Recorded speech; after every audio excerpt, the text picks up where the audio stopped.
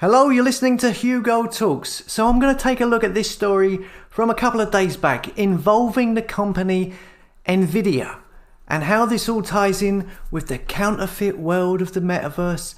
And well, we'll take a look at a lot of the names that are involved in technology and how they seem to be all pointing to one thing, okay? That's the idea. So anyway, nvidia is a multinational technology company, the biggest company involved in computer graphics. They make graphics cards for computers. They are involved also very much so in artificial intelligence now. And now they are working on improving AI and graphics for the metaverse. They have a turnover of 27 billion a year. So a couple of days ago, they had a big convention and announced how they were fully diving into the metaverse and going to help using their graphics expertise to make it more lifelike, to make this counterfeit world more like real life. Although, of course, failing to recognize that we are already living in a real life as we are. So it's something we don't need, isn't it? Researchers are inventing groundbreaking advances at an incredible pace across computer vision, speech, natural language processing, conversation, recommenders, robotics, and more. AI is revolutionizing the largest industries, including computer graphics. NVIDIA researchers applying the AI capabilities that our GPUs enable are now reinventing 3D graphics. The incredible advances of AI and 3D graphics have laid the foundation for the next computing platform, the next big evolution of the internet, the metaverse. Welcome to SIGGRAPH 2022. NVIDIA's AI research is impacting every aspect of computer graphics. RTX, the fusion of programmable shading, ray tracing, and AI, has started the next era, neurographics. Neurographics will be integral to how artists create 3D worlds and how the world is animated and rendered.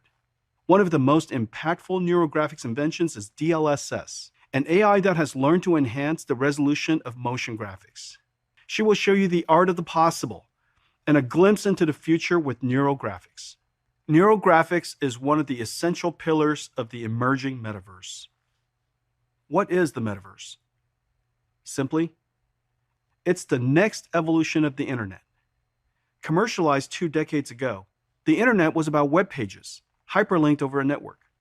A decade ago, Web 2.0 emerged, and the internet was about cloud services, connected to applications that are oftentimes enjoyed on mobile devices. Now Web 3.0 is here. The metaverse is the internet in 3D, a network of connected, persistent virtual worlds. The metaverse will extend 2D web pages into 3D spaces and worlds. Hyperlinking will evolve into hyperjumping between 3D worlds. Like games today, 3D worlds are experienced through 2D displays and TVs, and on occasion with VR and AR glasses. What are metaverse applications? They're already here.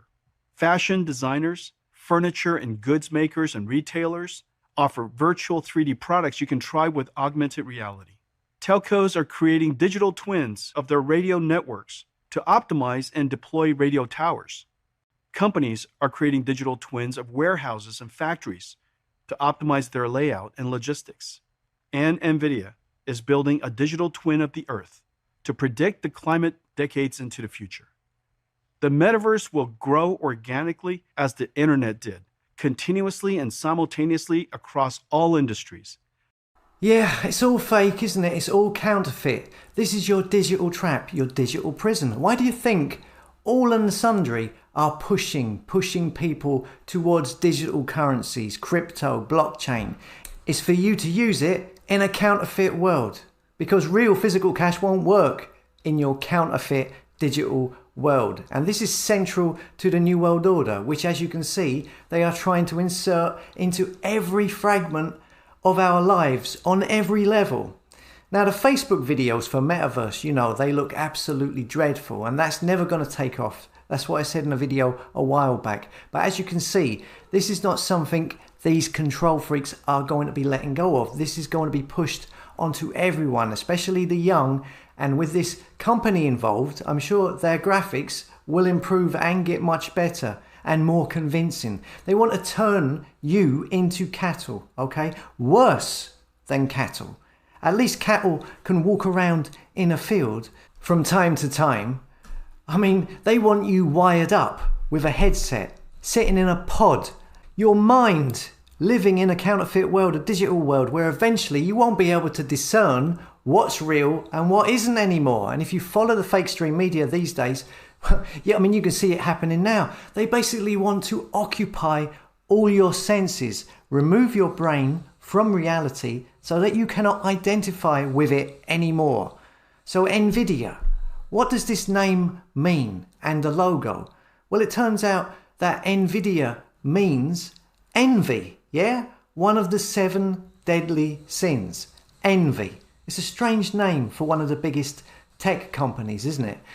Well, not really, I suppose. I mean, we've got Apple signifying temptation, but nvidia, it means envy, as you can see here in Latin. Invidia is the sense of envy, a looking upon associated with the evil eye. From nvidia, to look against, to look in a hostile manner. Nvidia, envy, is one of the 7 deadliest sins in Christian belief. And also the logo backs this up. We have a spiral eye. That is green, the green-eyed monster, envy. So here we are with a company named after a deadly sin who are going to make the counterfeit world called the metaverse more realistic using their skills with artificial intelligence and graphics. They're going to make the counterfeit more realistic so that the public are more fooled into believing it is real. Now, looking at a theme of the Bible, it is said that Satan is envious of God. Envious because God is the creator. So Satan tries to counterfeit what God has created. The more valuable something is, the more it will be counterfeited. And right now we are seeing them attempting to create a counterfeit world. And looking at that biblical ideology, then it's kind of interesting that this company's name would mean envy. And the logo of the green eye observing, because, you know, in most cases you can't become envious of something unless you see it with your eyes. I mean, you could be envious of someone's new car because you've just seen it parked outside, or envious of someone's success because you've seen them achieve riches, or it could be a country even that is envious of a trade deal that they have with another country that can lead to disharmony, or simply if you are a little overweight, looking at people online who are slim and are envious of how easy it is for them to lose weight. I mean, all advertising works within the context of envy. They use it to market their products. It says here, envy is a feeling of discontented or resentful longing aroused by someone else's possessions, qualities, or luck, which you obviously have to observe first. In some ways, envy is the springboard to all the other sins. I mean, you have to see something with your green eye to first become envious, which would then lead to jealousy, another sin, which could then lead to greed, another sin, because you not only want what that person has, you also then want more. You want it so much, maybe you will lie, cheat, and deceive people to get what you want. Envy may lead to anger and frustration, which leads to wrath, another sin. So you get the idea. It's kind of a springboard to the other sins. And this company's name means envy, and it's now helping to make the counterfeit world of the metaverse more believable. It's interesting, isn't it? I mean, when looking at the names of certain technologies linking to the Black Mirror scrying devices, the smartphones, and the internet, the international net designed to capture everyone, or the World Wide Web to capture humanity as its prey. And yes, I know, I am using the internet right now and a laptop with a connection to make this video. I too have been groomed unwittingly into using these things, as everyone else. But at least I'm preparing mentally myself to leave it all behind at some point and completely cut it off.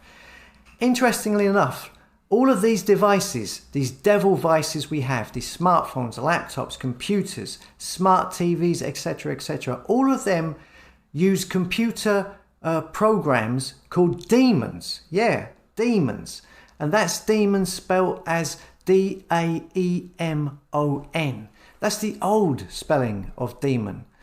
A demon is an evil spirit, a source or agent of evil, a supernatural being whose nature is intermediate between that of God and that of a human being. That's what it says here. But it's also the name of a computer process.